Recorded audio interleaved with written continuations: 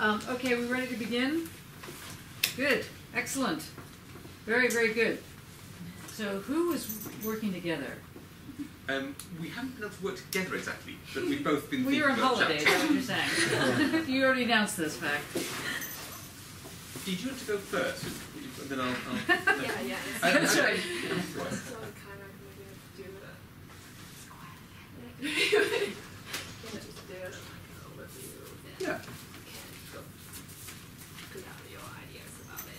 Sure. Can I ask you to sit on top of the couch so we can hear you, because you're sort of squished down there. Okay. Can you just sit on the, yeah, that's good. Yeah, that's better. Yeah. Is that too uncomfortable for you? It's okay. Okay. So, we are looking at chapter 2 as the society must be defended. And in this chapter, I think Foucault is more thinking about the ideas of why, how is the power exist, and why, not really think about what is power and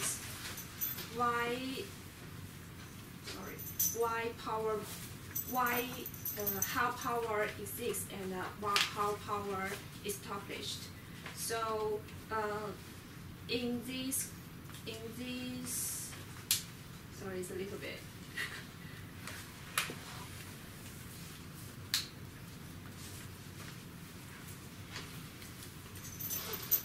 So Foucault used power as an analyzer to figure out the relationship between power and war, But he couldn't use power to actually understand the notion of power. Yeah. So he's using power in relation to something in war. Okay. So actually, my understanding of it is Foucault put the power and question of the power. So before, most of people looking at power and war in the relationship, like more about how more about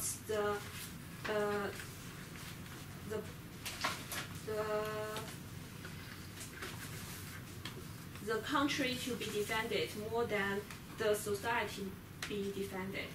So this is a difference between how Foucault look at it and other people look at. For example, the Max Weber look at it in more political way, and they talking about it's more talking about the statization. Mm-hmm. That's right.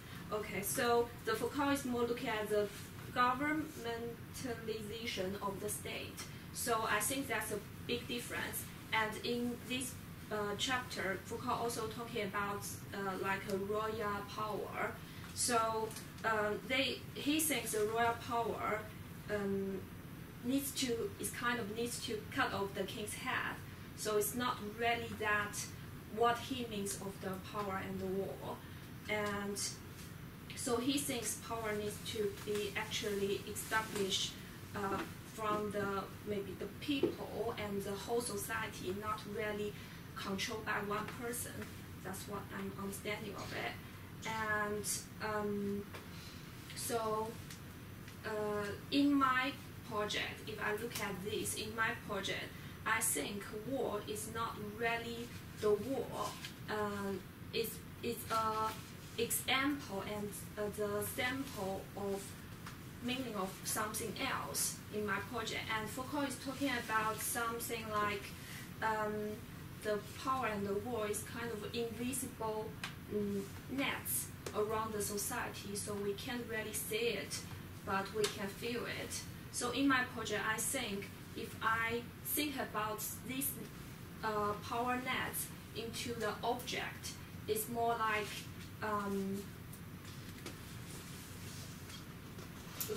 these pictures. So these real nets around the building. So in my project, it's like in China. For some reason, it doesn't want to. Yeah. It doesn't want just to. when you build buildings, you put the net around it to protect. Yeah. So You're saying that that's how power is presenting itself. So in my project, I think if I put the net into an object or the visible things in my project, is something like that. So all the change is behind the net, and also the power of the urban change is behind the net as well. And I think this power is not just the power of urban change. The change also means the government can really have this power to change the space of the society in China. So I think in my project, the net is really the net around the buildings. I have a question to ask. I'm going to demonstrate my question. Is that what you're going to do? Yeah. Okay. Can I borrow your water?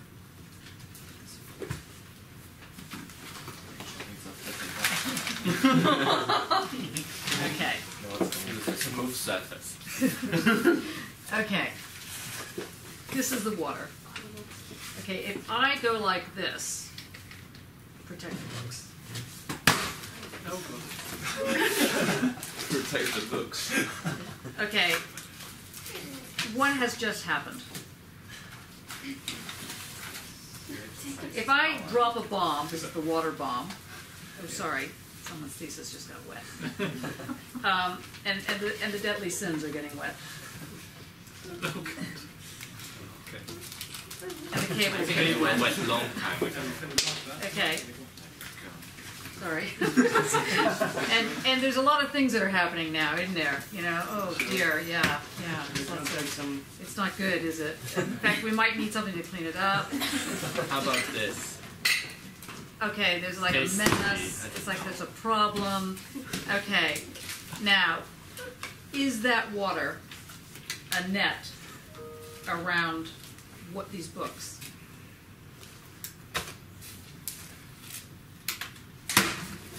Oh, really sorry. Oh, so sorry. I'm gonna watch this. Oh, sorry. Just slow-mo replay. Did everybody have some Kleenex? Great, see those napkins there? Yeah. Okay, sorry. Okay. So, ready?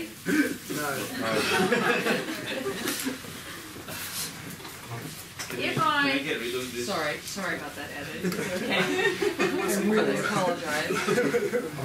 So, one of the things about war is that you know it's destructive. That's one of the most obvious things about war, you know. And then if we drop something... You're gonna do that again? No. No, Dad. Because otherwise I would not, I would not waste time. No, you can finish. Yes, thank you. You need to be washing right. I'm so sorry, Ed. I didn't want to get you all wet and everything. Okay, I'm gonna do it again, otherwise I'm not gonna do that. Second one. So, is that a net? I think it depends for the net for what. Okay. That's right. So, what just got captured by that water? Books. Nope. Oh, some of them did. What actually got captured? Nope. Attention. What? Attention. Your attention. And that's what the net encircles. And so, in order to pay attention, we must understand the relationship of how power actually works. Because power draws you to itself. That's how it works. And it not only draws you to itself, but it annihilates you. That's why it works. It's a fascination that you could be totally transformed into what's going on. I'm so sorry, were you drawing on something? Is this, you're not saving that, are you? No. This postmodern thesis can't be the whole story, because Nietzsche's idea of difference, the postmodern thesis that privileges the body that the ideological closure with Lacan's mirrors where you misrecognise yourself, the ideological closure that you get with the interpolation by society, this kind of story, this thesis can't be the whole story. When you said it can't be drawing power with power, I do sometimes think he's a very pessimistic character, Foucault, like Adorno. So I do think that this idea that he, in a way, with the war machine, he is perhaps putting into circulation, because he talks about two different kinds of war story. There's the story where war becomes on the external of the state, out there, and gets taken away from the hullabaloo within inside, the peasants' revolts. Yeah. So, but then that gets returns. That returns in the as you've described there, with the different kind of discourse, with the war that happens in society, the competition in society, that kind of war, discourse in sort of war. But I do think that this is just a postmodern, a kind of story discourse, and there, within that idea of Nietzsche's perspectivalism, there must be another story than the ideological closure that you get with Lacan. There is. And sorry, pointing to Kate. with the she was ignoring you. misrecognition in the mirror, and the whole thesis of the body that walks through the landscape, snap, crackle, and pop within the quantum field, where like thoughts are ephemera that appear and disappear, like a quantum particle, and sometimes they lump together and they lump together with other lumps. This story, the postmodern story, which you find, say, in the New Art in the West Midlands over there, where people are talking about how they become interpolated in society, or Mathieu's idea of dwelling, which maybe should be factious or something like this. This is a story, and I do Small critique. wonder Yeah. whether the pessimist Foucault is actually trying out the war machine, and the problem becomes if you become one of those hopeful behavioural monsters, you're at war. You become that kind of person. And what does it mean to be at war? The medics then have to follow the regiment.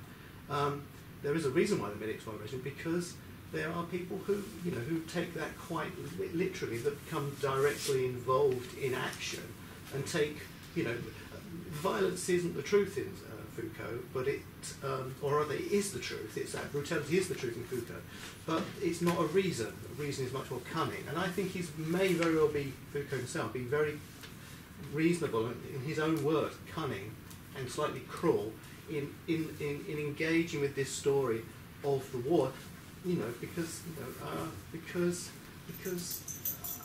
I see the effects of their regiment. The medics do follow the regiment, and there are those people who take that war against society very seriously. And Okay, I think that's important, and I think you're right, and you raise a lot of important points here. But again, I want to circle back to this notion of what is the war.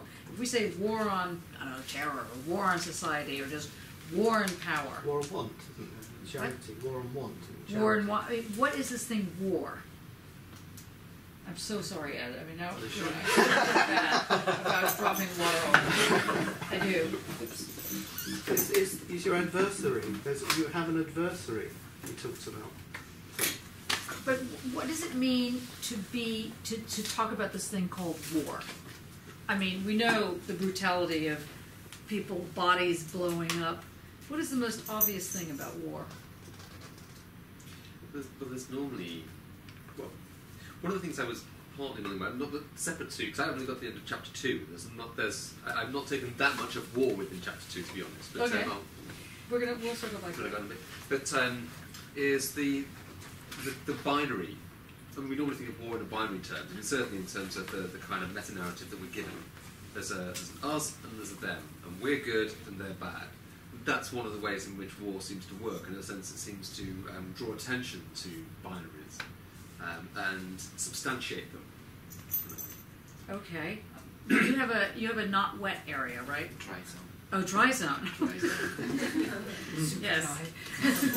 What Yeah. if I read part of this book a while ago, so it was not immediately fresh, but at a certain point Foucault speaks of the state as a representation that represents peace as a superimposed frame on various fluxes of conflict. Say that again slowly so that Alberto realizes you're talking about his project.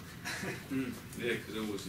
Foucault, if I remember it correctly, speaks of the state as a representation. Where what is represented is peace as the state. This is a conceptual frame that is superimposed on various fluxes or various streams of conflict. Okay. And the state could be called, for example, in art, if you didn't want a political term for state, what could you use? Arts Council. That's a political term.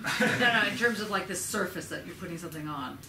When it starts to, when you take this entity in the political sense, you're calling it the state. Well, it could be an image of the word, for example. It could be the image of the word. Yes. Yes, or it could be...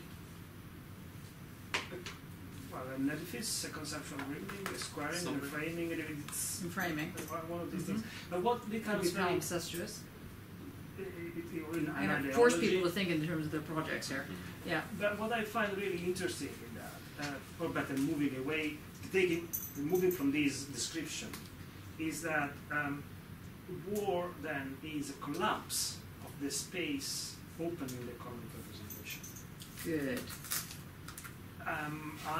When we briefly look at... Why are you making a face? It's just a little opening there. The wall. Make the wall. When we were reading the list of possible evils of Weizmann a few months ago, in September, it was very interesting because the 665, the list of possible evils, just a step before full-blown war, still has room for an economy. As in, I do some evil, I kill you some, but not entirely, because there is a goal I want to reach. And you are still part of my plan, my strategy, my economy. While when we get to full-out war, there is no more, nothing is left to be said. Right, which is why the net, D, isn't quite right for your notion of war. I can understand why you thought it would be all-encompassing, and in that sense you were right. But it's really all-encompassing war. But it's all-encompassing in the way that it precludes an economy. But it doesn't get rid of all economies, it imposes a particular economy. Pardon me, which is like the war economy, or and what is that? Can you just maybe sift out what this economy is? Because he makes this comment: war and power, not war or power, not war despite power. So the notion of power. This is why when I was talking about that, I meant don't use the notion of power to define power. Not because you're right. Power does make power. Just like you have to have money to make money, and all the rest of those kind of little arguments that come out of these kind of things. So can you think about how this notion of war, as he's using it, first you said, rightly so, that the state can impose, or is seen to be imposing, a notion of peace. So this entity called the state, which can also be this thing called enframing, for example, can be seen to impose a moment of, I don't know, solitude, a moment of calm, a moment of cohesion, something. And when the war economy operates, something else happens. The attention gets drawn. You can only focus on that one thing. And so one realizes that it's a very acute sense of how he's using power. It's when power, it's like what I tried to explain before when I was talking about Gramsci, when the state equals either the state plus civil society, or the state equals the state, or the state equals civil society. There's like different ways. Power operates not similarly, but in the sense that you can think of different types of power, which are not categories of power.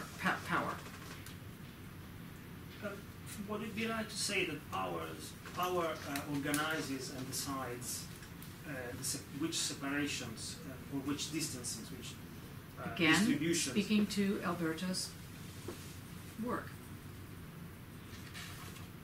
Alberto doesn't know why this is the case. Did you hear what he said? No. Can you say it again? The power decides which separations, which distributions are in place and are acceptable, and which aren't. So power.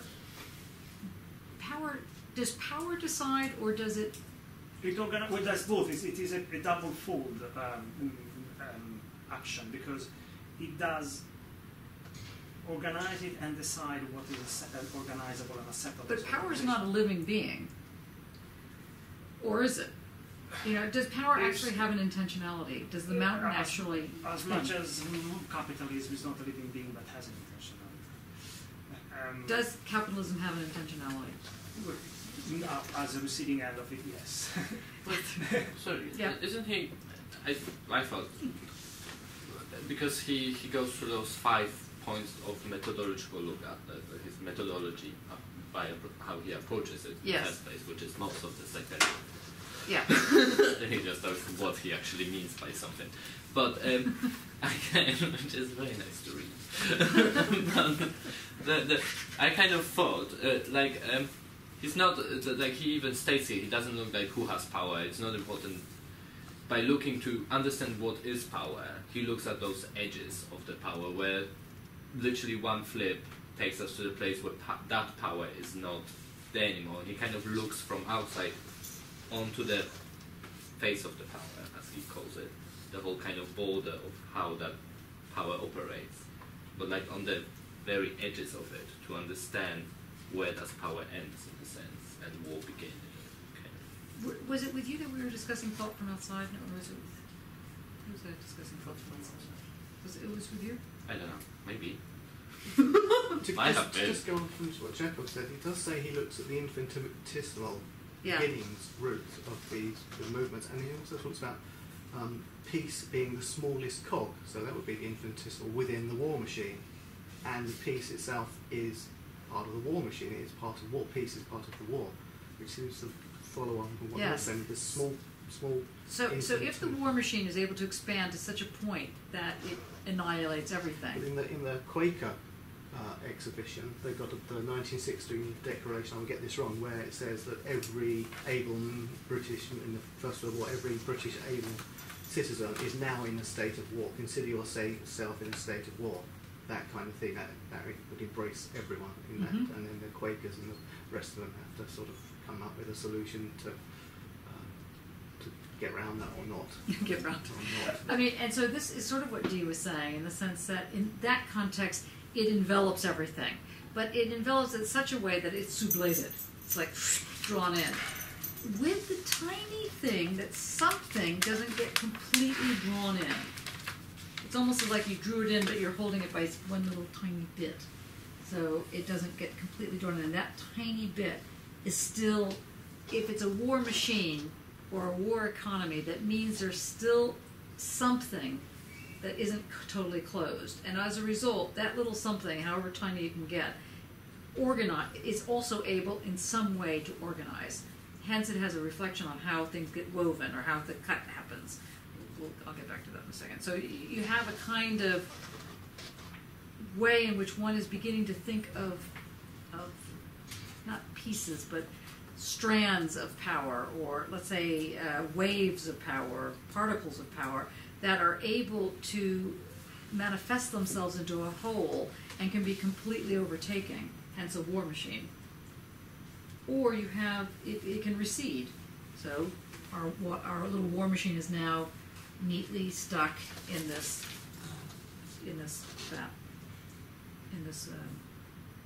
wet mop stuff. But when the war was happening, you needed to take cover, you needed to hide, you needed to protect. It creates very specific reactions. So the Quakers' solution was to create these ambulance services, so they could still sort of be, Part of the war, but not doing the death part of it. Yeah, the killing. So Ravel was an ambulance survivor, Who was? Ravel, Maurice, was it Maurice? Ravel, he was an ambulance driver in the First World War. His piece Laval, the waltz, is a kind of metaphor to be a response, an artistic expression of some of the things that happened to him in the ambulance service in the war. So yes, so to put this as clear as we can put it for the moment, you have a surface. That surface is called either the social, or it's called society, conceivably the state. It might be your painting. You have a surface, and this surface is created via an economy, a war economy, which always already has in it a singularity of resistance. So you have, it's not the dialectic, And it's not the dialectic. But there's something, and it's not the, it's, in a certain sense, it's the Heideggerian identity and difference, but it's not the Heideggerian identity and difference, because identity, in that sense, is the, I guess, the war machine, and the difference would be like the peace, or the resistance, except it could get very tiny, get very shrinky, and in fact could die, could be completely taken over. And then you have the amalgamation of something that just is fully compressed. That's annihilation. So one of the things that becomes very powerful about war is the threat of war, is the threat that you will not survive this, is the threat that you yourself or people that you care about or something that you care about will not survive. And that will make you act. That will make you pay attention. So it's the relationship of this very specific form of violence, which is called killing. The killing machine. So it's this killing machine. Now, if the war machine is involved in every facet of the society, and in this society you can walk outside, you might get knifed, you might get shot, but more than likely you're not going to get shot, at least at this point, by a militia. You're not going to get shot by running bands of people that are trying to fight for the territory, I mean, unless you end up in a gang war, which is not impossible. But the point is that you're able to assume that we can walk from here to, I don't know, Starbucks and not be killed. That's a reality. You just take it as a given. If you every 5 minutes thought, no, I'm going to be killed, you never walk out of the house. Now, the threat of war brings this to front and center.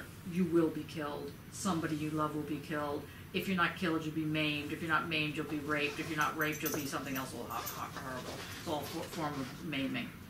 This is the threat. And because there's a threat, it's the threat that acts as the interlocutor. So war carries with it actual destruction, but significantly it also carries with it the threat. And it's this thing called threat that becomes an organizing tool. It's not necessarily owned by anybody. It's just a threat. It can float. Yeah? But it's a question now, but I'm staying very much with the image of what you described. Okay. As in, there's a threat, I'm afraid, I'm no longer moving, nobody is any longer moving, all movement, motions, relation reduce themselves to points, and yet, then I had the image of then there's a tank moving in, there's a few soldiers at the back, they are moving. Yes. And I was wondering if that's a different kind of network moving in, or it is just the body of the threat. Both. Why can't it be both? Because the thing about Foucault, which is important, it is not presenting either ors. He's presenting ands and withs. He's presenting affirmations. They aren't necessarily positive affirmations, but they're not necessarily ethically positive, but they're positive affirmations in the sense that, yes, you can have, let's just picture our little ninja group in the back going forward, advancing the threat, but the threat itself is also advancing, with or without this group of ninjas also managing it. And let's say you feel that you are the target, or anyway, you're at the wrong end of the threat. You're at the target end of the threat. You feel that you're being threatened. You know, how do you know that you are being targeted? How do you know it's the you? Well, one answer is you don't know. It's just you're in the wrong place at the wrong time and you get shot. Yeah, that's bad luck. Then you do know because they hate the type of person you are. And so you know that somewhere, somehow, you're going to be tracked down, shot, and killed. So these are all different. So what he's developing in this, what I'm trying to get you to think about, is not so much focusing on the big picture, like, or as they would say, don't focus on the donut, focus on the hole in the donut. Focus on that bit that tells you what is it. Think about the actual military feel of war, if you can possibly go there, and think about the threat that it does and how threat operates. Because when we talk about violence, it's always seen as a deep cut. and the violence is always almost after it happens. The notion of violence isn't as it's happening. The notion of violence is the rip, or the mark, or the destruction. But actually, he's developing another form that you need to have a little bit more foresight about, and that's the threat. And they're not just threat that he's focusing on. It's these words. Well, I say these words, but these like stitches that actually manage to create the discourse. Yeah. So it's becoming very lively now as a problem that you're describing. I was thinking of something extremely contemporary. The actions and the use of media of the new group in Iraq, the Islamic State, which in terms of it's horrible because people are killed, but in terms of damage, is much smaller than other conflicts that are going on at the moment. And yet, You mean in terms of actual death tolls? yes. Yeah. But in terms of use of media, their threat is much bigger, and they have been extremely good at using media. Now, so the threat is here. While there are some tens of thousands of people in the Middle East, and they've been. Obviously, they were able to hit because what happened in Paris a month ago was something stemming from that. But still, there were 3 individuals. So how can 3 individuals challenge the whole country with army and planes? And yet, the threat has expanded. Mm-hmm. And in order for that threat to have worked, you have to have a different conception of power. You have to have a different not a different conception. You have to have a conception that's accurate about power. But you also have to be plugged into the network because Well, in that case, yes. when the first Gulf War happened, I was going through a stage I was completely outside of society in many ways. I did not engage with like media at all. I had no idea what was going on, couldn't care less.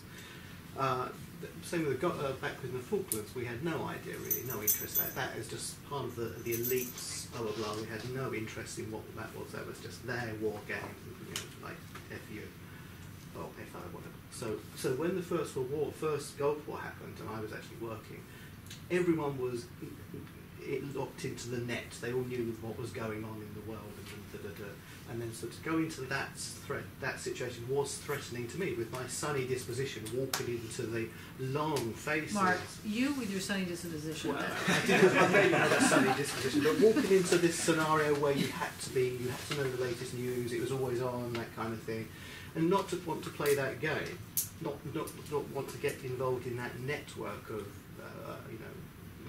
here's the latest casualty figures or whatever, was actually, you felt you were sort of like in the risk of, being knocked about yourself because you weren't seen to be caring or whatever. And therefore it was, you weren't invisible.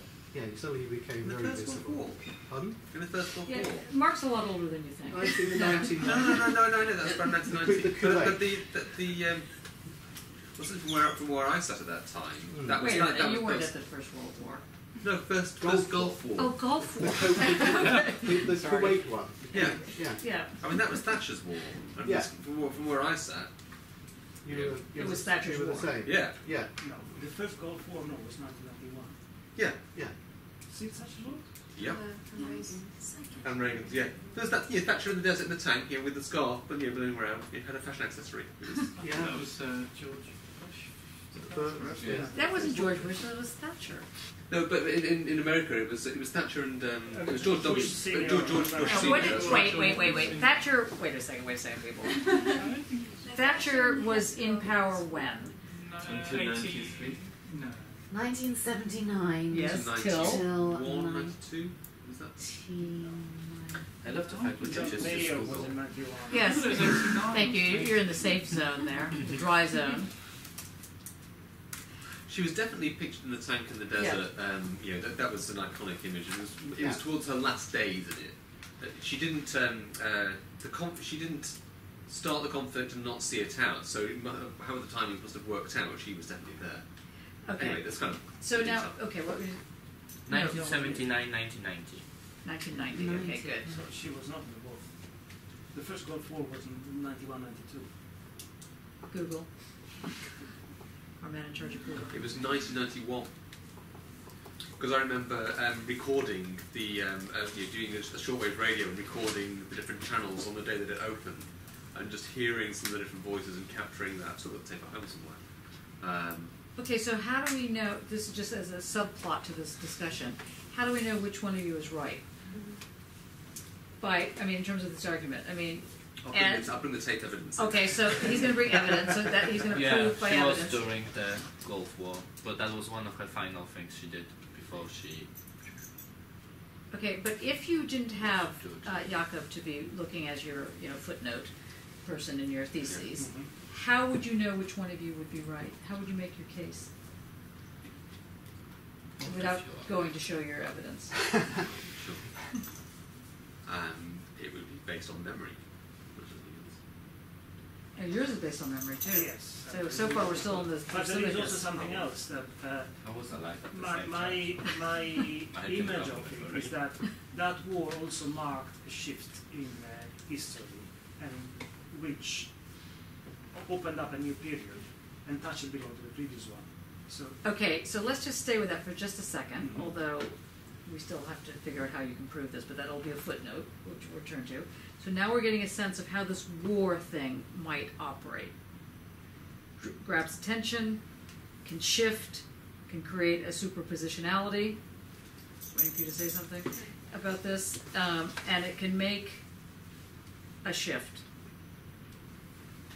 Alberto, meanwhile, is like drawing your hand motions. Okay. Nothing escapes. No scratches. Okay. Now, let's think again. So Dee set out by saying that she was thinking that power, or power that's a war power, is like a net. But don't think about it as though it's a building like this. Think about it as a surface. Yeah, I just want to say something about you're saying the nets. Actually, some people, they're in the war, but they don't realize they're in the danger. And actually, I think so the power is not answers and the subtenses. So we not really can see it most of the time. But so these invisible power nets, the people not realize they're in it. In Chinese culture, I think it really have a good example of it, which is Cultural Revolution. Because at that time, people not realize they are in the power of the net. They just act as what other people act. So at that time, actually, they don't know what they are doing, and they don't have the personal thoughts at that time. So people, for example, at that time, the people saying, for example, you get a similar hairstyle with Mao, then you will get a lot of power. So if you wore the similar hairstyle as yes, Mao. so these little things, you will get into trouble. So everyone is kind of afraid, but they don't know what's really happening. So they not really realize they are in that power net. They just act. Okay, Claude, we're getting very warm. So you're here. saying that there was no official rule that forbid to have the same haircut, but it was common knowledge. So it's not really, nobody tell you that if you do this, you will get trouble, or you do that, you will get trouble. People just try to pick up the very small things, then they think it's a trouble, but there are no rules about what is wrong or what is right. Okay, so what makes one begin to think this through has to be what we started with in the beginning, which was how one pays attention. How one literally pays attention. How you feed the attention monster. How do you pay attention? How do you, yeah. There can be sort of control mechanisms to like annihilate people's attention, and in that way they can be sort of manipulated as zombies. Like what? No, like Alberto. Who's been very quiet. Oh, sorry. I was giving you a time. Yeah. Okay. Well, so it's this sort of different notions of annihilation, really. Or not really different notions, but just a sort of, I think, the notion of annihilation what can get annihilated. Because one of the things that can get annihilated, I mean, I was picking on you, but only out of fun. I mean, in a good sense, because I was trying to get people to think that you can also be annihilated by being bored, or by being, or not thinking that this speaks to you, so you're sort of somewhere else, and that has a. What I'm trying to get you to think about is the way in which your attention operates. Now, at the moment, because you're all modernists at heart, is that you're thinking about the I of me paying attention. But if we could come up with a notion of attention that is a collective, or anyway, let's say disembodied animal, so the attention not just inside you, but is this disembodied scenario, that this becomes the monster that must be fed. Think about it as a very hungry monster, attention-seeking monster. And this Do we have attention deficit disorder or us? It kind of goes out of the window having attention or needing attention. That's the real problem. But that's the same. It's the same problem. There is a disorder. But what's happening here is that if there's some way to get that attention, either to like let it out like air, so there's no more attention left, or to explode it so that you're just like completely wiped out and you're just like following the crowd because that's what you're doing, or because you don't even know that you're doing it.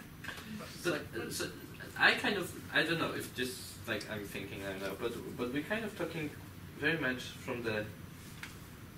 I feel like when we talk about the monster of power, like how power, the networks of power, and how they grab society. I'm just talking about attention yet, not the monster of power.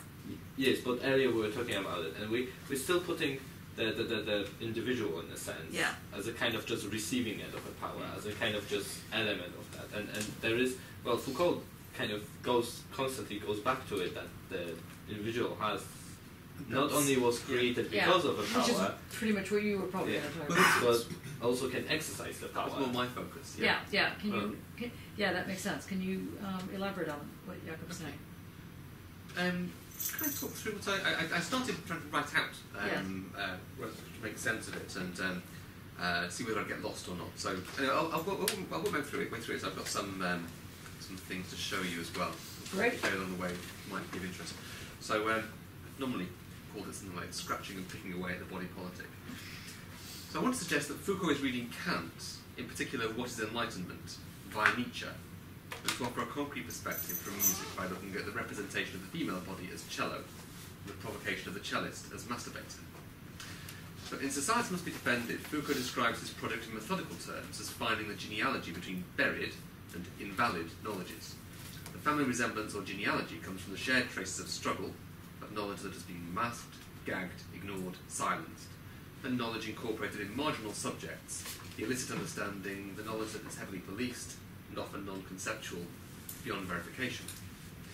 He begins chapter 2 by sketching out his contrapuntal analysis, using a musical metaphor, taken as independent yet simultaneous modes of attack, though counterpoint is in practice more interdependent lines than autonomous lines. And so he describes... You say interdependent. Interdependent, yeah. Like and so he describes the triangle of power, right, and truth.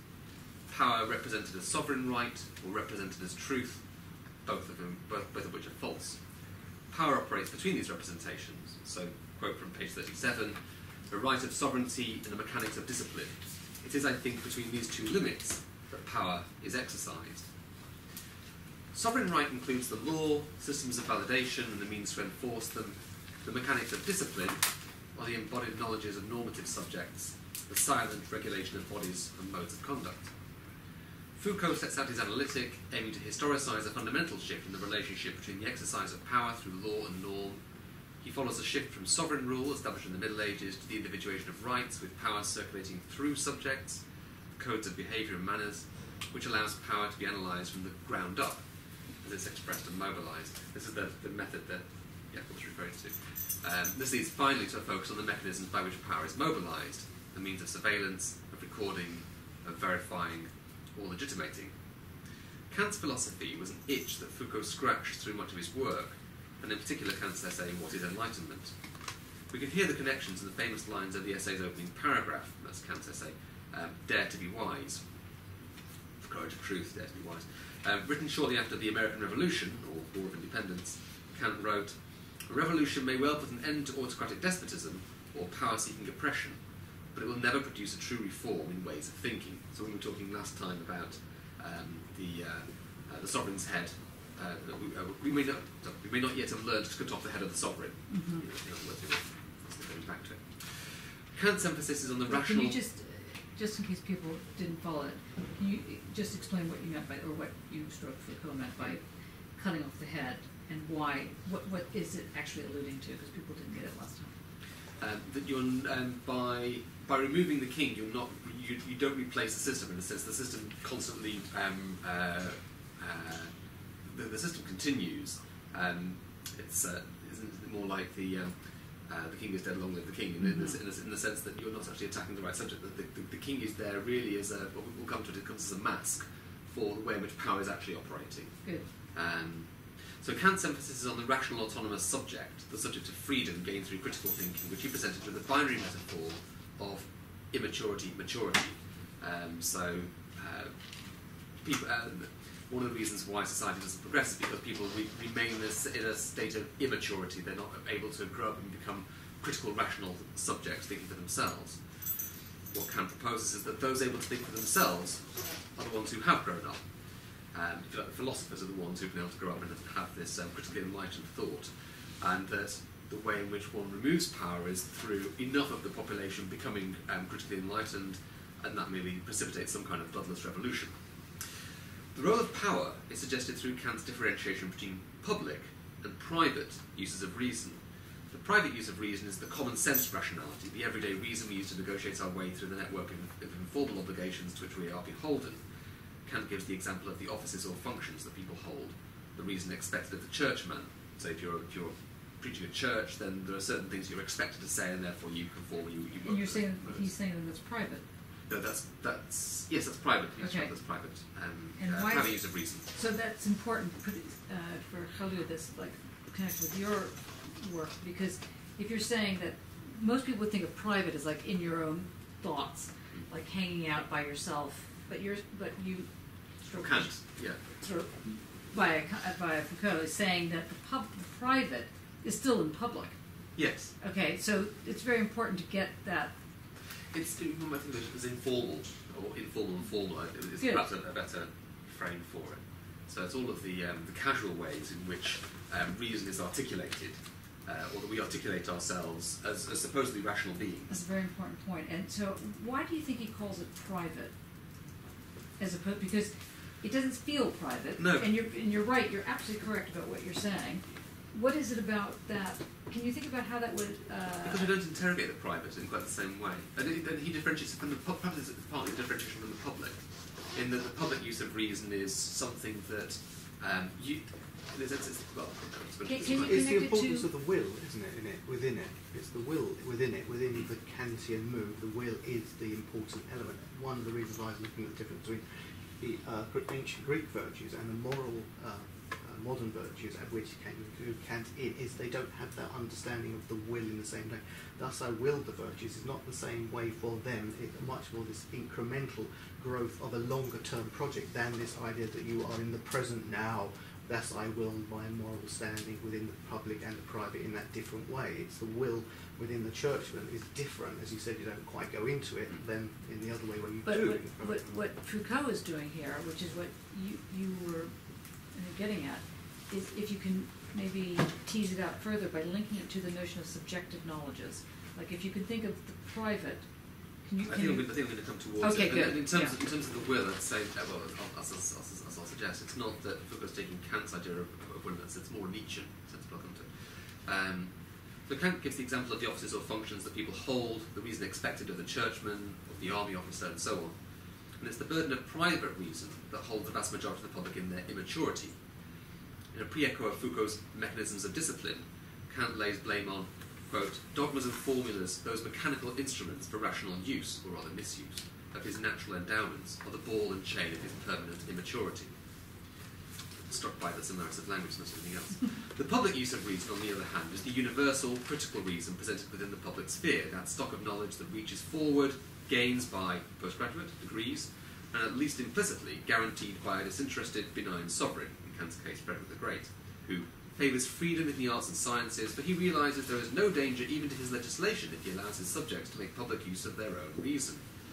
Foucault's sovereign right may be more nuanced, but the genealogy is there. Foucault differs from Kant in two critical ways, which correspond to the buried and invalid knowledges with which he began, and to the archive and the future at hand, the poles of Foucault's work described in Arnold Davidson's introduction to The Society Must Be Defended. Firstly, his analytic strata, following sovereign right through its individuation, circulation, normalisation, and rationalisation and its scrutiny, inverts Kant's trajectory for forward progress to a society founded on public reason. So Kant's suggesting that enlightenment, or the coming of the Enlightenment, is a coming of greater use of public reason, that by increment, a large number of people become critically aware, are able to share, if you like, a universal discourse. There is this gradual accumulation of knowledge, and in a sense, everyone knows what is right through that process. Foucault is not nearly the optimist, but he's also writing 2 centuries later, by which time we already, in a sense, we know the story doesn't end quite as positively as that. Instead, he claims the 18th century brought a new form of power or mechanism of control, a form of constant surveillance giving a power over bodies rather than over land and materials. He describes it as one of bourgeois society's greatest inventions, the autonomous individual of Kant's dreams. Against the idea of private reason being imposed on people as if from above, he offers the production of norms from the ground up, the mechanisms of self-discipline. This is the same human subject beloved of classical economics, still preached widely today, of consumer sovereignty. If people are fat, or addicted, or poor, well, they're responsible for themselves, aren't they?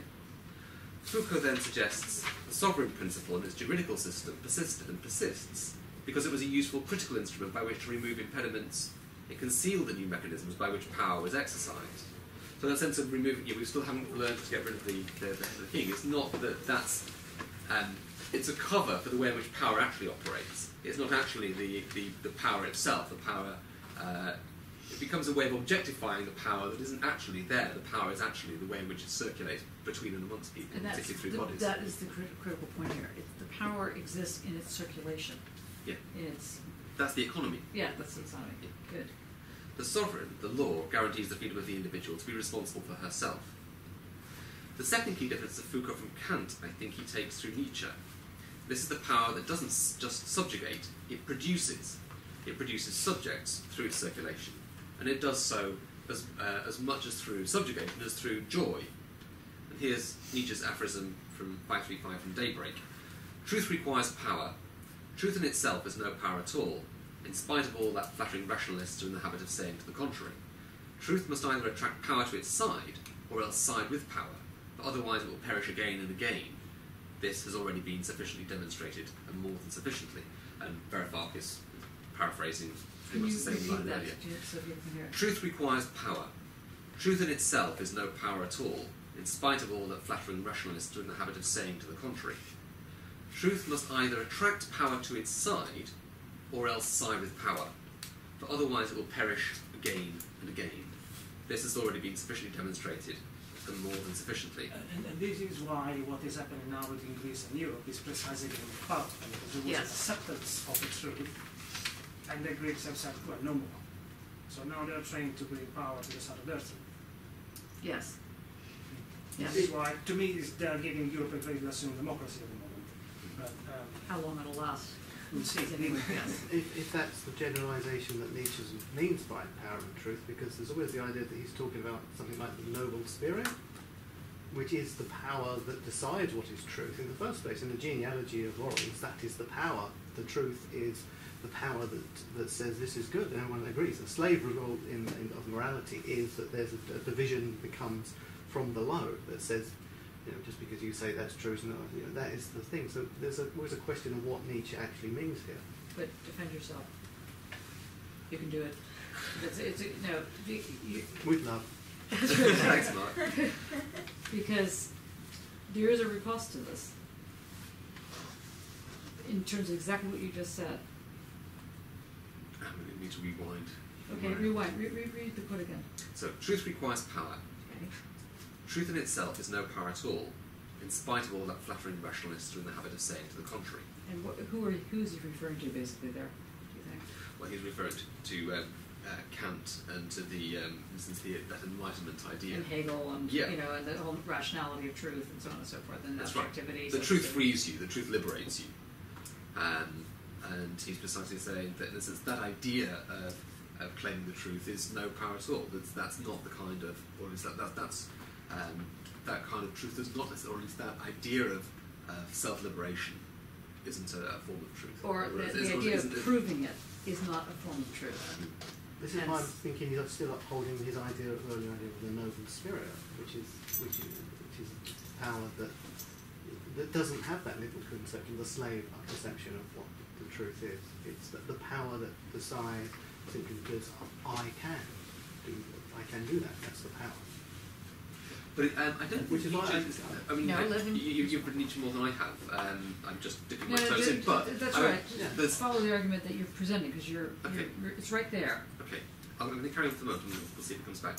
So, where Kant defined the immaturity of the masses as an over-reliance on private reason, a lazy, in his word, and cosy defensive mechanism from the risks of daring to know, Foucault follows a Nietzschean line, recognising that the pursuit of pleasure might actually be liberating. Not Kant's asceticism then, but perhaps something closer to Nietzsche's dithyramb. Recognising his own weakness and his mountain path to health and greatness, Nietzsche describes in Ecce Homo how I took myself by the hand, I made myself healthy again. The stipulation for this, every physiologist will admit it, is that one is fundamentally healthy. He takes his masturbatory metaphor further. And how does one basically recognise good development? In that a well-developed man does our senses good, that he is carved from wood which is hard, delicate, and sweet-smelling all at the same time. In short, then, we have power exercised through the disciplining mechanism of normalisation, through which pleasure is produced but diverted, masked by the principle of sovereign right backed by force. The sex principle, for example, is recognised but distanced through taboo, or a bet printed on page 3. As for aesthetic experience produced through, so I'm trying to relate some of this, well, it might relate some of this through to music and the production of music. And I thought there might be parallels with the identification of the female erotic and its prohibition, especially in its public display, and the cello. So, a quick picture first of all. Famous picture that people will have come up before.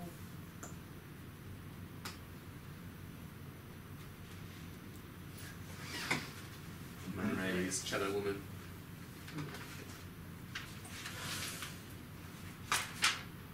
Well, some moving pictures at the moment. Thank God your computer's working. I don't know. Where are we?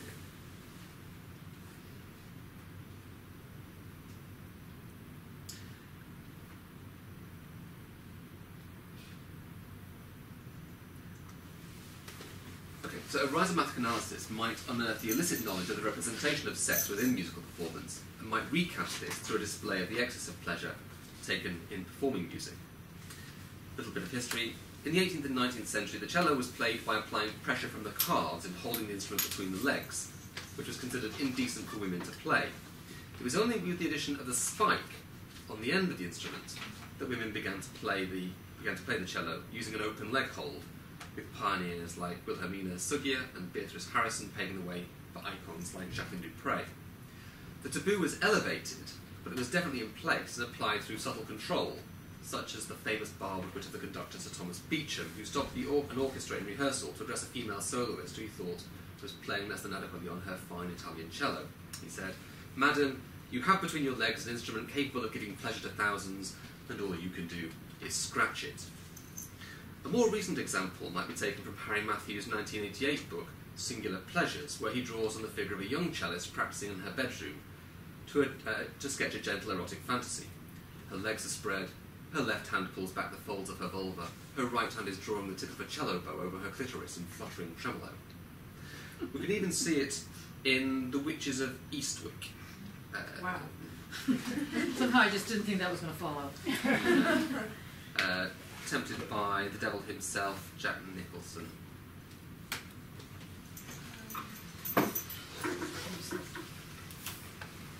Just catch the lights. Try. Let it go when you're afraid of. You have great passion and you let it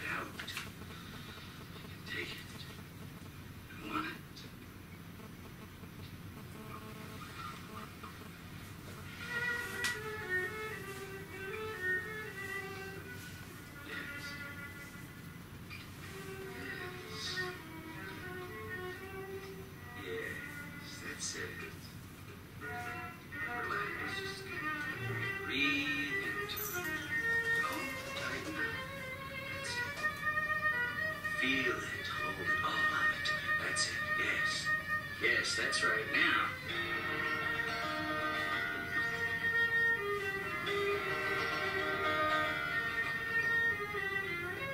That's right. You feel that? Let it wash over you. Let it tickle you.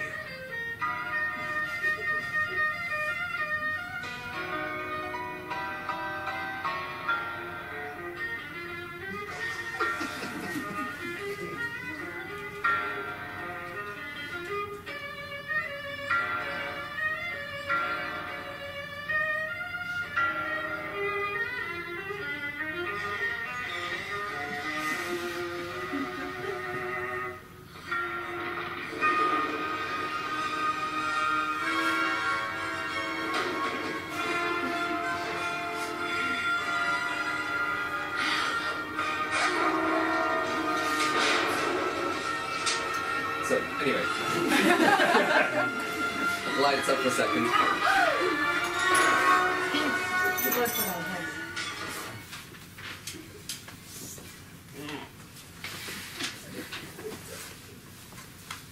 I'd like to give a few examples of how this subjugated knowledge has been recast as public reason.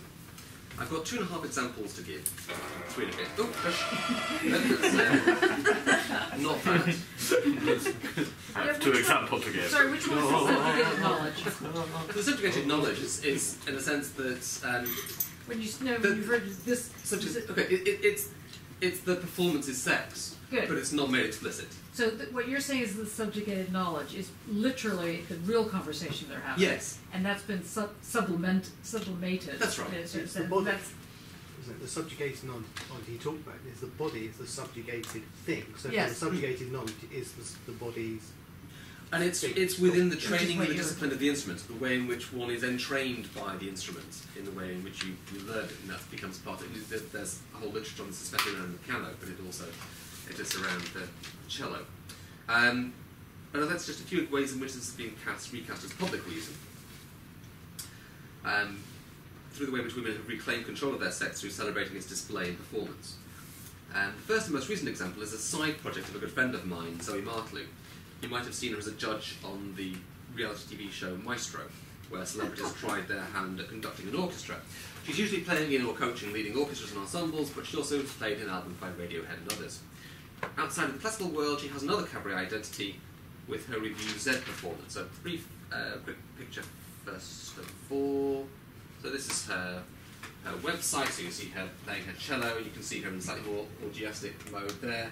Cellist, performer, composer, educator, blogger, natural blonde, the increasingly uncategorizable Zoe Martlew. And this is her review, her one-woman cabaret. Reloads.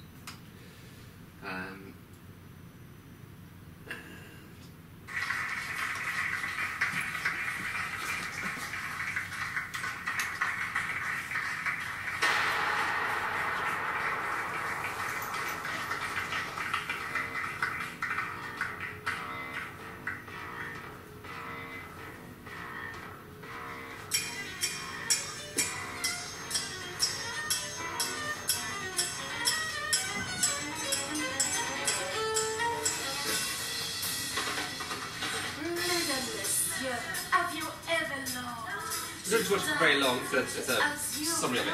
But what I wanted to bring out is the fetish role that she brings into it, the dominatrix mode. That next.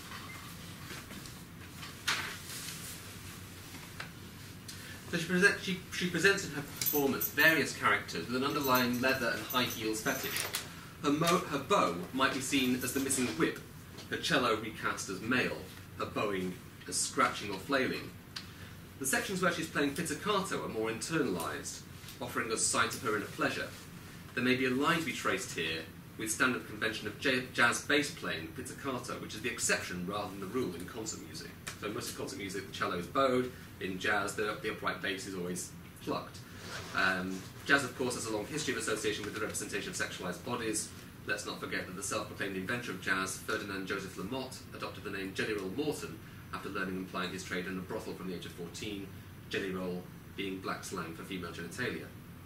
Another line might be traced in the difference in sound production and sound quality between pizzicato, plucking, and bowing, or scraping. Bowing creates sustained tones based on the harmonic series, tones that flow and form melody, usually phrased in breath lengths analogous to speech. Plucking is done with the fingers. Its sound is louder, more focused, produces inharmonicity.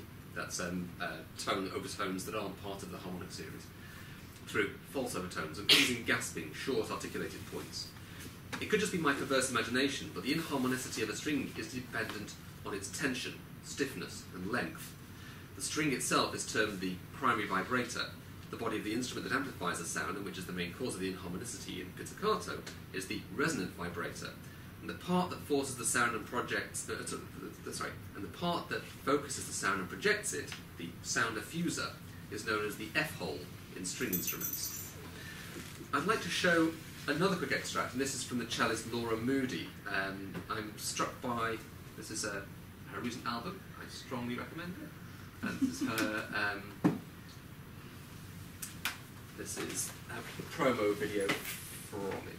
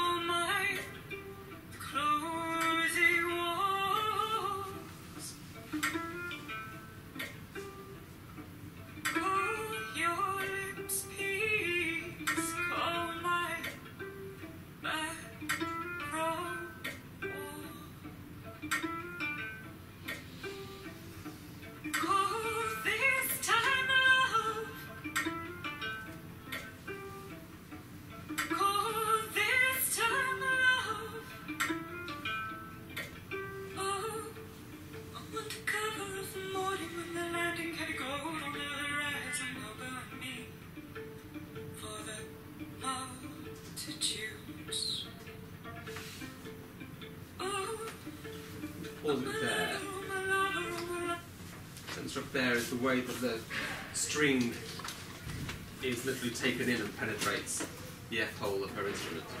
But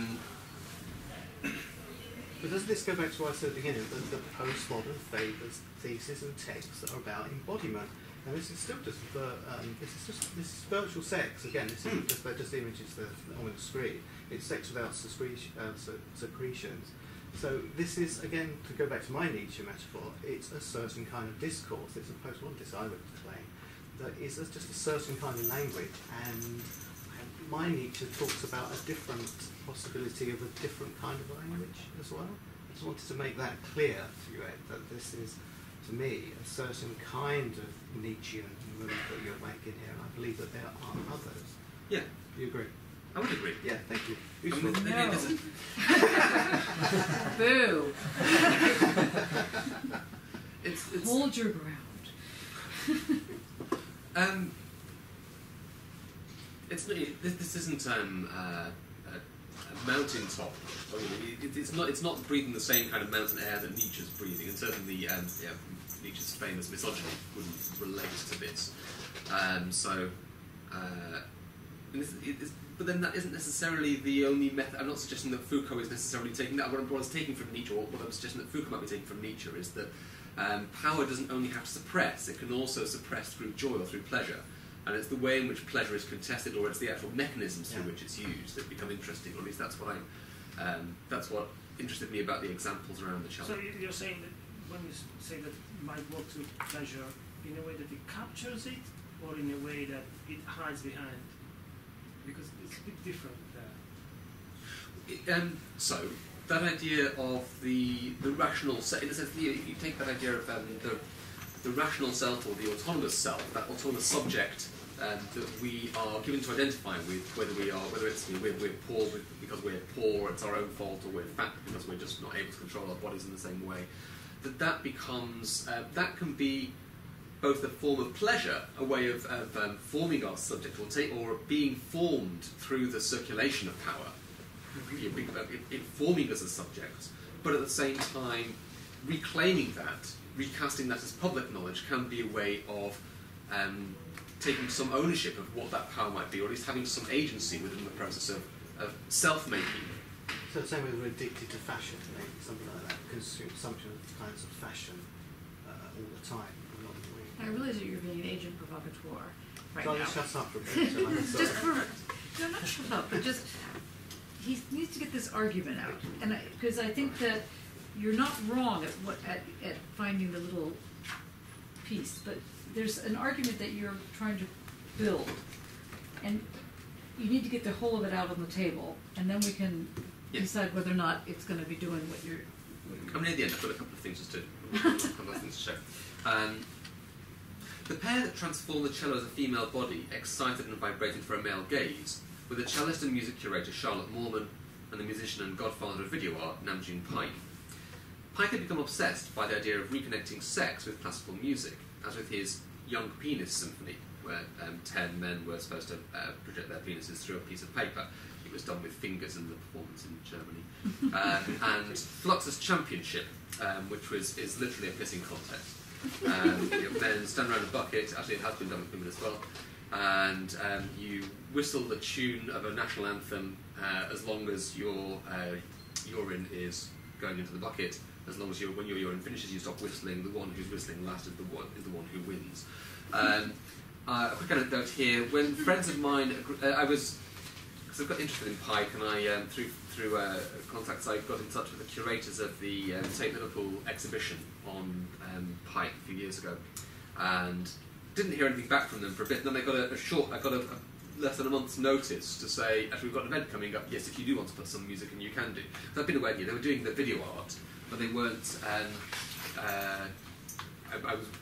I thought there might be some performance elements that they could benefit from, given that Pike was a performance artist as much as anything else, and that was certainly his background.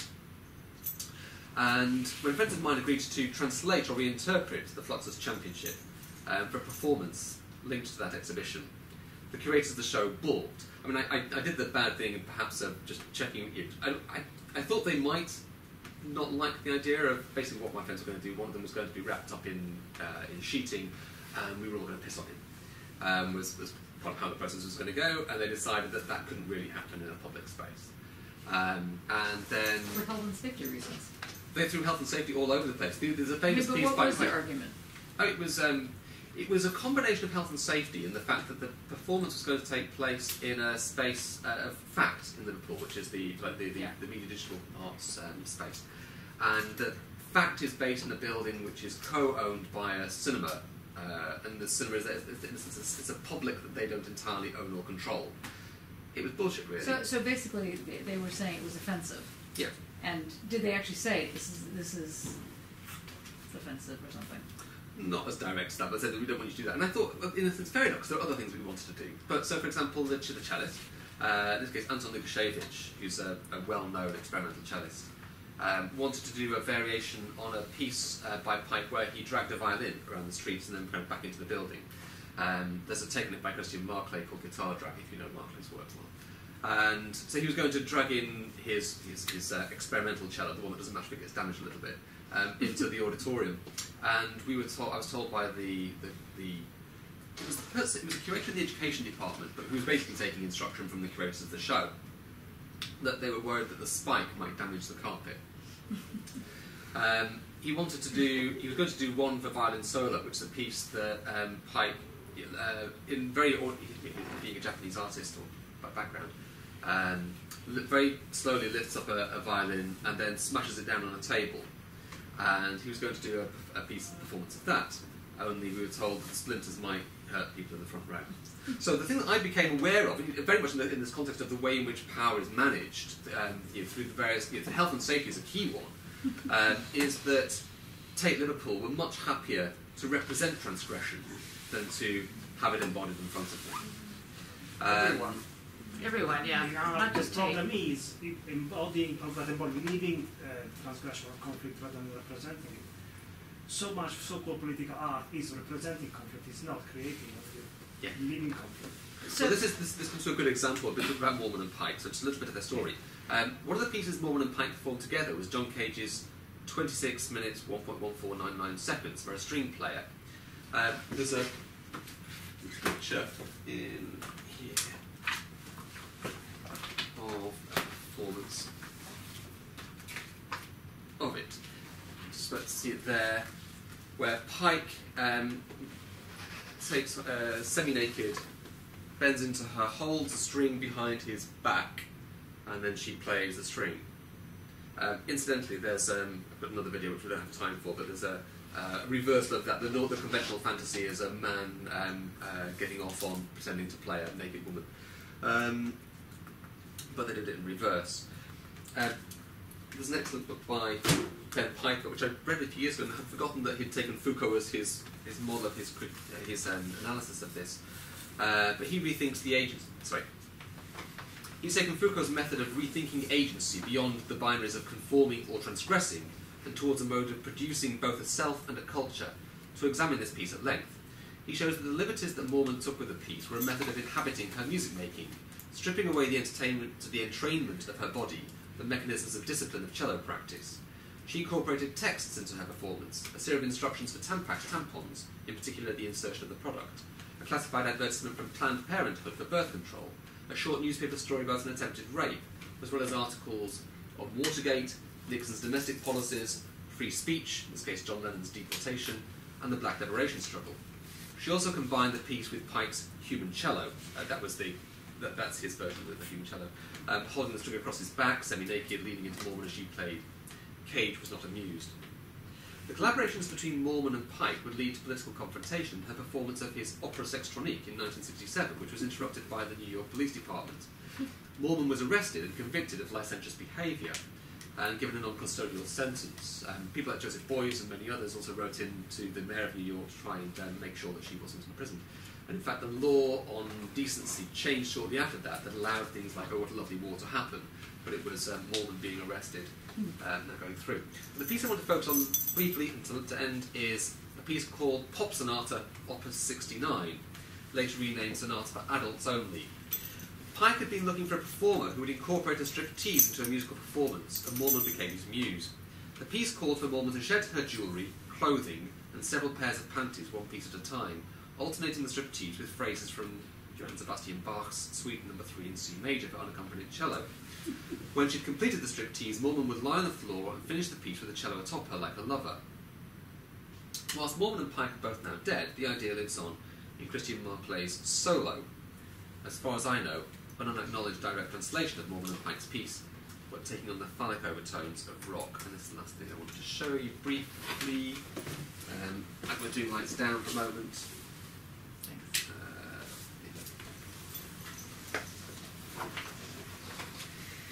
This is about 16 minutes, so I'm going to move ahead in a short while, but we have... And this is a viewing copy, as you'll have gathered.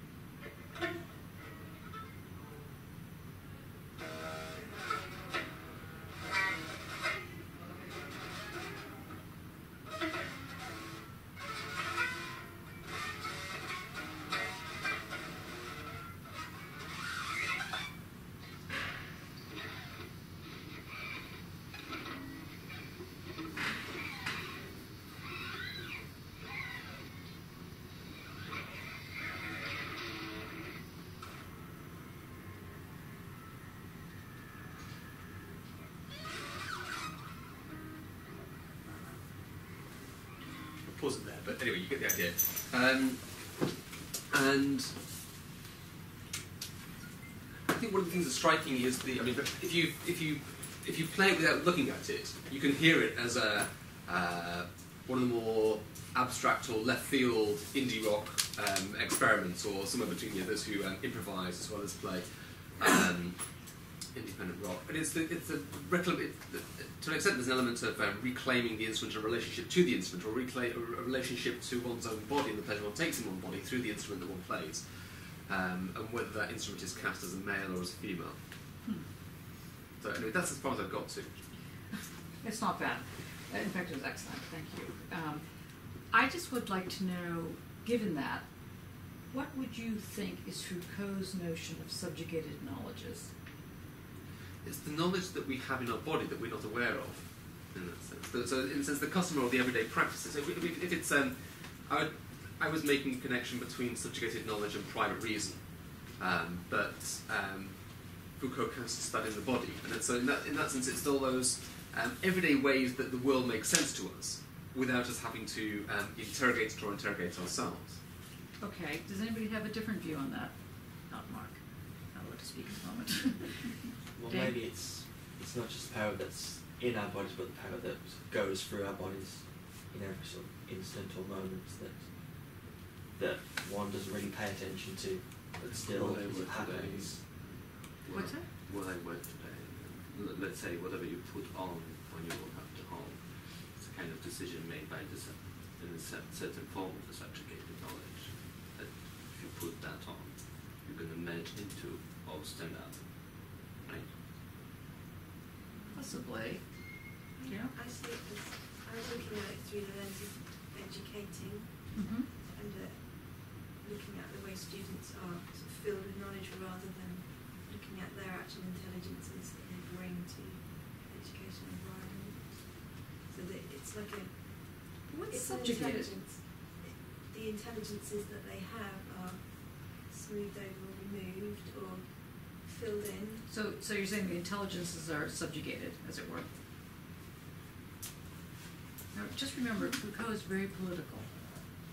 So one of the things that he's not going to be arguing is something of false consciousness, which is what, I think your work was getting to a little bit, which is he's not going to make the argument that people don't know any better. Yeah. And that's why they do X.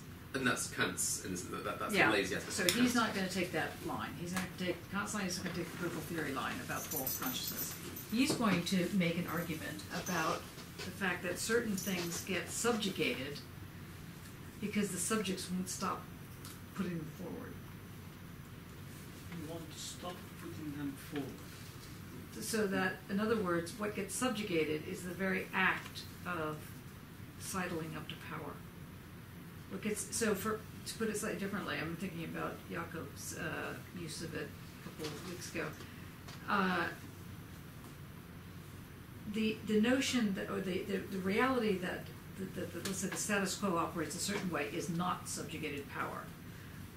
What gets subjugated, literally what gets made to be invisible, is precisely that which exists in this odd relationship, this odd, let's say, surface, which doesn't come out because it either is forced not to come out or it cannot come out for some reason. Either there's some sort of net over it or there's something that's going on. And in that sense, it's subjugated. But when the society opens slightly or some other moment, those subjugated knowledges can move out, can show up. And he was roundly criticized by this because this seemed like this notion of where there's power, there's resistance. Where there's subjugation, there's is the secret sect of people that are getting away from it. But in fact, this is very critically how he begins to develop this notion of difference within a field of knowledges that it's not like it keeps it safe, it keeps it still alive, although with war can take over the entire edifice, and therefore there might not be any of those little pockets left. So it's subjugated. Now you were right on one level about how the cello is operating. and I think Mark was talking about this as well, like how the body, or maybe somebody in this area, was how the body gets drawn in and made to be silent. Not because it's now joyful or not joyful. There's a different tension, like the one with the devil. Yeah. What's the- Which is yeah. And that what's getting subjugated there is her innocence. That's what's getting subjugated. So it's still something that's being, and you might want to say, well, what gets liberated is her non-innocence or something like that. But she is something, or her manners, or her, I don't know, her politeness, something like that is getting put to one side or put down. I don't mean put down in a negative way, but well, from the devil point of view, it was a negative position, but is put somewhere else. And what Foucault is trying to articulate is how a surface, a power structure surface, actually has entities on it, in it, with it, that make the surface manifest itself in certain ways in one light and a different way in another light. It's still just the surface. So there's subjugated knowledges that act within that field. So for example, the example you give about pissing on the thing, which is fantastic, and very typical that you wouldn't be allowed to do it because of health and safety and so on and so forth. The real question is, what actually was the movement of the artist in terms of what were they trying to do, and what was that producing a knowledge that was subjugated or not? I mean, I know these sound like either or, but it's not. It's meant to say, how does that operate?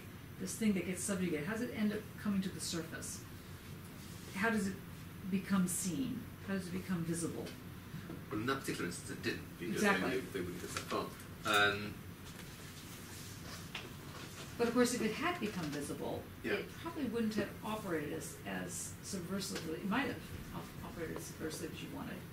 So the question is, when the subjective knowledge becomes present and is able to operate in a way that still remains visible, then one of two things happens. Either the provocation exists and the point is made and power has to recede to it because there's an ability for, in this case, like the artist, the East Arabia artists, are able to make their comment and they don't get murdered yet.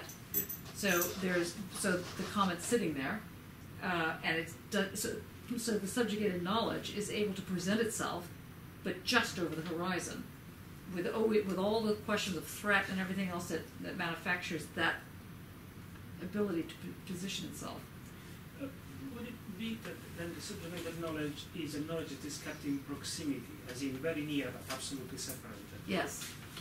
And these examples are attempts to break that boundary, that separation, that organization boundary is not the right word, but that's yes, the whole relation of proximity and distance is very important here.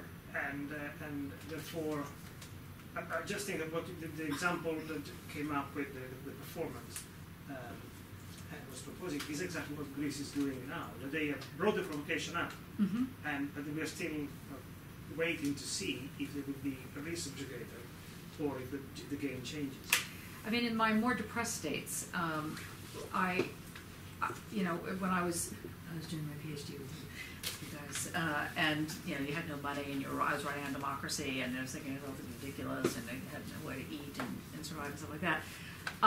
And then, of course, you'd give a paper, and everybody would just jump down your throat, and it was a very posh environment, so everybody was citing, in Latin or whatever the issues were, whatever they were saying, and I remember thinking to myself, well, if you stick your head above the parapet, like the thing at In Fear and Trembling, when Johannes talks about if you stick your head above the parapet, you will get it cut off. If you decide to thumb your nose at authority, there's a very good chance that you'll be shot and killed. It's like no surprises. Like the guy who runs in front of the tank during China, during Tiananmen Square. Okay, what was he thinking? The tank wasn't going to stop, and didn't stop, and ran him over. Now, what about if the tank did stop? What about if when you stick your head above the parapet, it doesn't get shot off? or somehow in Edge of Arabia, people are not being completely murdered, and so on and so forth. So that's when the subjugated knowledge is able to present itself, be present in an overt visual way, which can last for about an instant. Or if it lasts longer, then the relationship between the war machine and the terrain around which that is being presented is shifting. How is it shifting? As in, because I keep thinking of normalization and the kind of that way of shifting. How when this comes through and it's suddenly just like, okay, let's just bend it a little bit that way, and then it will fit the rest of the power network, right, of the society. So if you see it there, and it's sticking up its head, and it's been sticking up its head since many years, and it was pushing forward and forward, suddenly it's been higher, and now it's been a little bit cut until it fits to the power that is trying to present itself. Well, if you're actually trying to talk about capitalism, for example, I mean, one of the things I think that is remarkable about the capitalist system, I mean, it should get 4 gold stars, is that it is able to be malleable. It's fascinating about capitalism in that sense, about how it can just shapeshift. Now, it's not like it's not like alchemy or something. It doesn't just sort of go in, but it is remarkable how there's a way in which the tsunami's coming, and then it's like the curtain shifts, and then suddenly it's sunny. I mean, I've been talking. This reminds me of the banks. For all of you, probably in the same situation, or you will be or not, if you want to get your own place. You have to get a mortgage. Well, good luck, because I mean, I have a job, and it's been quite eye-opening. And the level of nastiness and viciousness, and they think that they think you're going to run away with their hard-earned, I don't know what, sweat or something like this. And then, ever since the housing market started to go up, the bank's been really nice. There's something really creepy about that. So you call up and you're ready to have this fight, and oh no! Right before you guys came in, what I was doing was I had to get an extension on my credit line because I'm selling the house and all the rest of this kind of thing. So apart from everything else, I'm trying to do this in the meantime. So task number 411, and I'm talking to the bank, and normally they were like, why do you want this? Why are you in 1 penny over your overdraft? Because it's all going really bad. It's going because of labor, because of the Greek situation. It is because when I called on the phone, I'm like, I'm ready for my argument. I think to myself, okay, people are coming in 15 minutes. Hopefully we'll get this done before then, or I'm going to hang up the phone. And we get this and oh, hello, Professor Golding.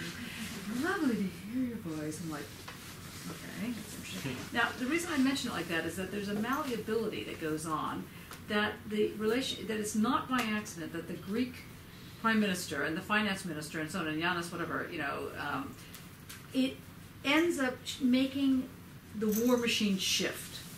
Now, you could say, where do you look at the cycle? Do you look at it when that little finger is coming up, the little finger is being bent, or when the little finger is smashed down and you have nothing more left to say? Is it just pick at the top? Pick at the crop. You look at it here, and then it's good. You look at it kind of there. Where does it poke out? Because it may poke out many times. And this is precisely what Foucault is talking about. He's talking about literally, unless you go into this notion of provability, which is what was happening between the two of you when you're in your standoff. There has to be a way that you can figure out analytically. By analytically, I don't mean this rigid way. I mean that there's an economy of logic that goes on that allows one to see how this positioning happens. And that's, so when in the end one says, aha, when you have the aha moment, you go, yeah, that works. It's because the positioning of the subjugated knowledges and the non-subjugated, they're fitting together, they're somehow establishing something. Like in the cello piece, I think that was actually quite profound, actually. So you need to, the difficulty here, it's very difficult to think in dimensional terms. It is tough. We're used to thinking in some other, it's difficult to think in the surface. That's what I was saying, forget about the bar. Just don't even go to the bar. Oh, You go to certain bars, but not that far. There's a surface, and it's politically nuanced. It's politically nuanced via the way in which the power establishes itself. But the power can be so weird. Like, for example, these weird sound bites of our buddy, the Greek. Varoufakis. Yeah. Varoufakis, such a great word as well. You know, talk about spelling and Scrabble and so on. Varoufakis, you know, I mean, his little quotes of the day, and it's freaking people out. As much as it's freaking people out, the ISIS stuff. And it's very interesting how you're seeing these slow little iceberg movements that are going on. So that when I call up on the bank and say, really, I need to have like, a 15-pound move for my overdraft. They're like, 15 pounds? Why not 1,500 pounds? It's like, well, is this the bank I'm talking to? It's like, no, I just need the 15 pounds. I don't want to be charged, the extra 15 pounds, this kind of thing.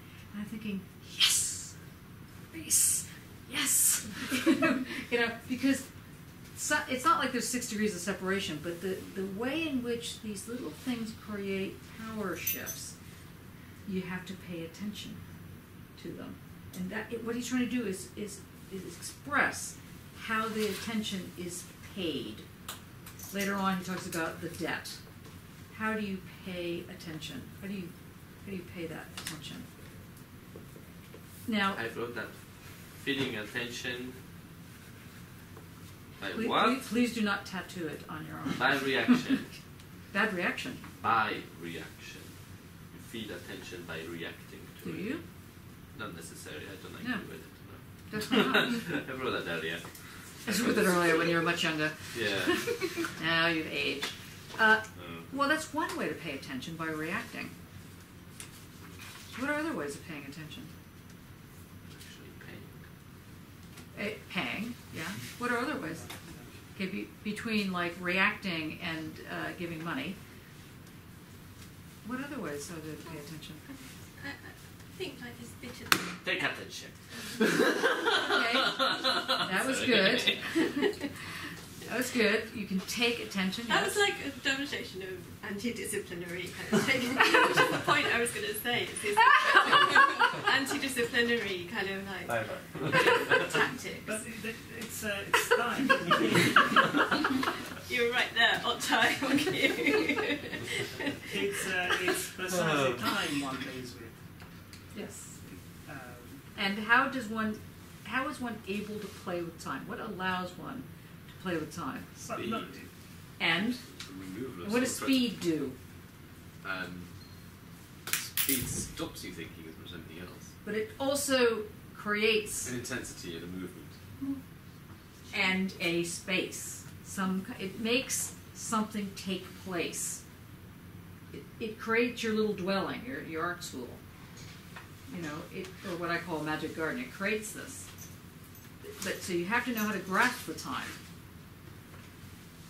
And that's what was so interesting about how you were developing it. The only sort of nub in the way you were presenting it is that the private and the subjugated, it's not that they become without any kind of will, which I think is part of what Mark was trying to prod you into reacting to. It's exactly the reverse in a certain sense. There is the will. It's just that it sits up, like you were saying, very tiny and can be killed and can be annihilated and can be depressed and you can be thrown off your track, any of that kind of thing. But it's still there. It's still there unless the war machine, the war economy, takes it completely over. But is there also, I'm now hearing something that I didn't see before in this idea of subjugated.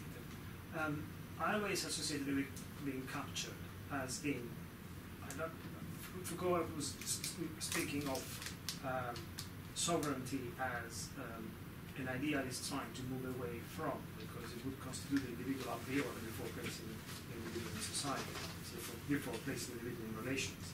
In this sense, it's the opposite. It is the product of the relationship, or at least it does not exist outside the relationships.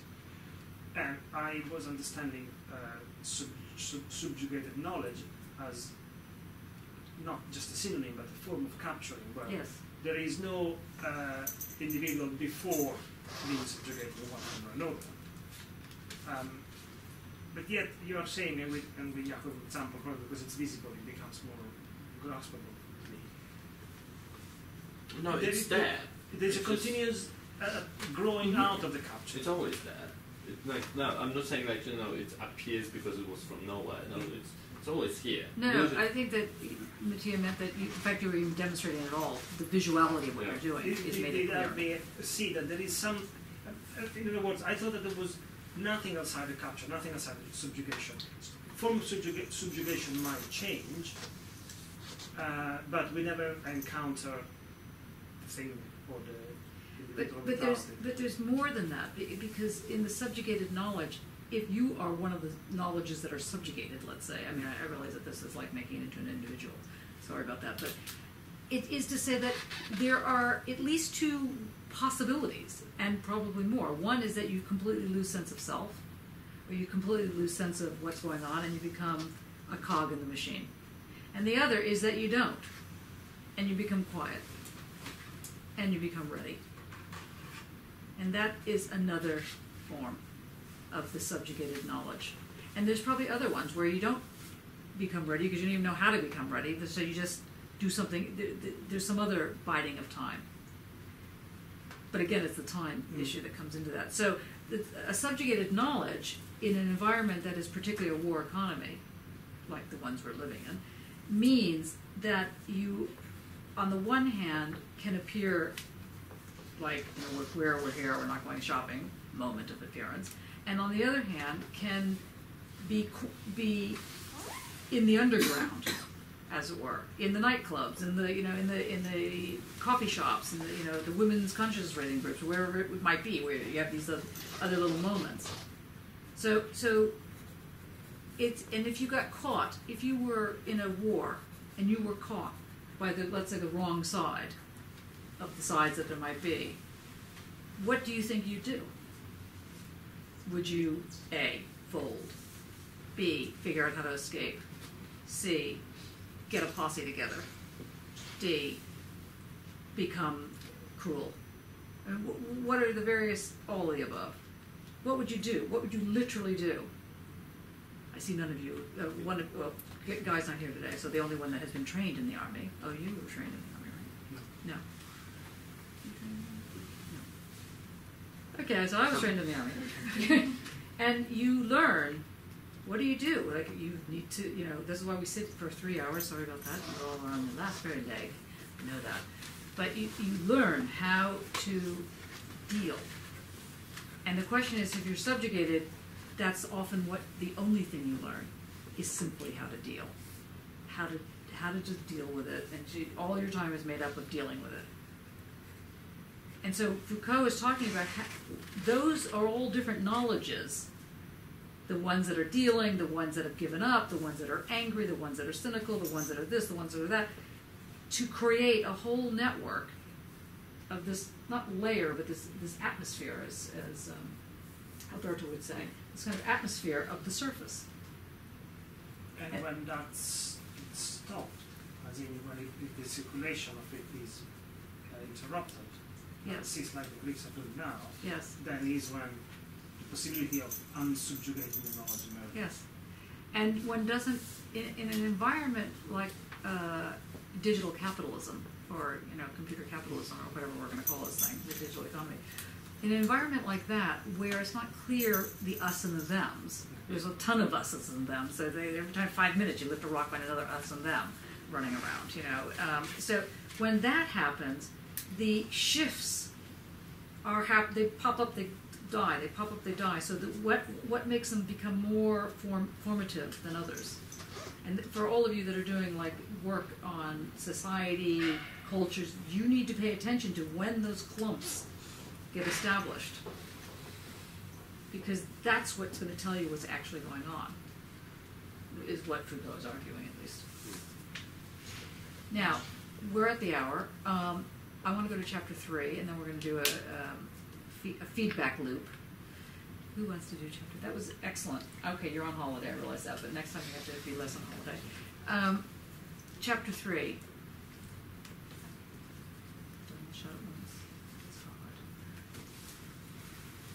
You're like little kids, you know, looking at your shoe. I'm not here next week. You're not here next week. You're not here. What's happening next week? I'm in Belgium. Okay. Let's not do chapter 3. Let's just keep it for next week when I come back. That's right. You better get it. Damn it. I think, I'm just trying to think. Right, okay, let's do the stories about origins, chapter 6. Because then we'll move back into maybe chapter 6 and 8.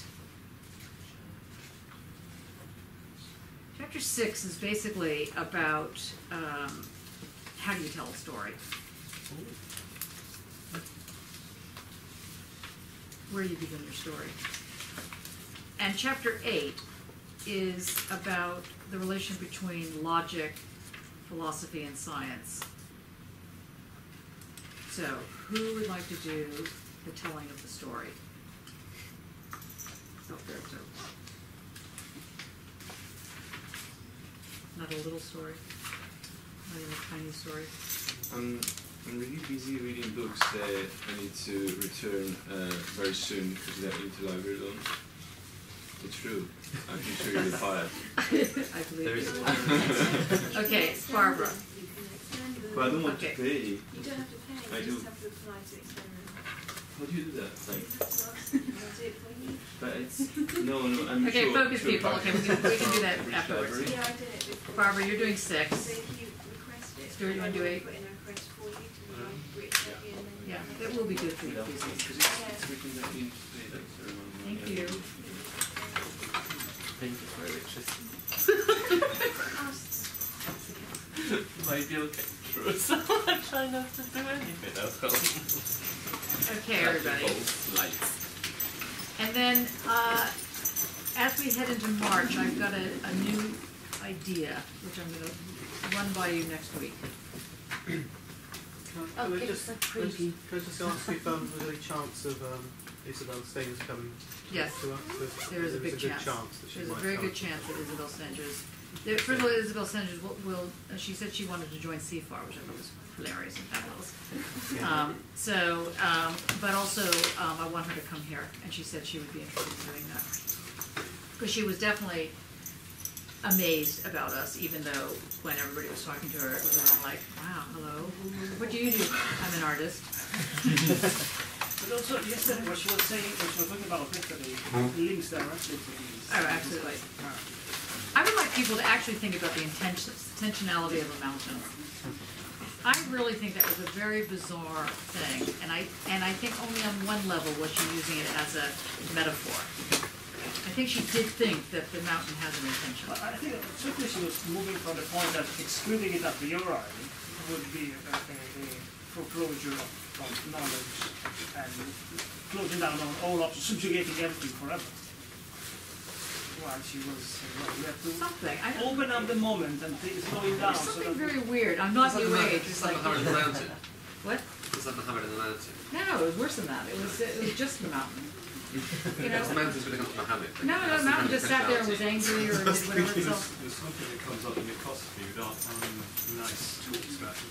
He goes up the mountain with a friend and his friend is killed in the rock. And there's something in that section that I'll try. Oh, that would be great. That would be great to set up the. That's where the link is. It has to be something because there's more to it. Because she was like talking to the tip of the iceberg. Because she would throw these sentences out, which were either like so general, or they drilled down right to the core of the argument. So it was like one of these kind of really accordion type discussions that you had to kind of keep following. She was rejecting intentions.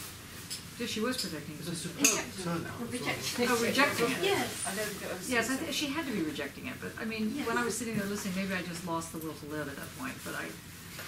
she was rejecting But something attention. as well. Yes. She was rejecting attention at the level of modern Western intention, and then she was saying, well, let's also consider the opposite, that everything can. And when she was also going towards animism, everything can have an intention, or everything can be intention. she was opening points into all Yeah. spread surfaces, and they were cutting across each other in various ways. So this is what I found very interesting in the idea of slowing down time, so that each decision, this application of power rationality would be suspended for a moment, slow down enough to let other things trickle through and work perpendicular to it. Well, we'll address this again. Now, next Wednesday is the CFAR meeting from 1 to 2. So if you can get there, I would appreciate that, just to know what's going on. I've tried to send it to you guys, but I failed. Just, I'm terrible at it. Did it? Oh, great. Okay. No, I can say I thought this was an excellent session here today. Really exciting. Oh, good. Yeah, great presentations. Yeah. Yeah, you did good. You did good with this. Yeah, On a very light note, I just following on from Ed's talk, I was in a small English town recently, and there was a new cafe opened, and it was called the Jelly Roll Cakes. Oh, yes. They were very small. That's funny. Good. Thank you very much.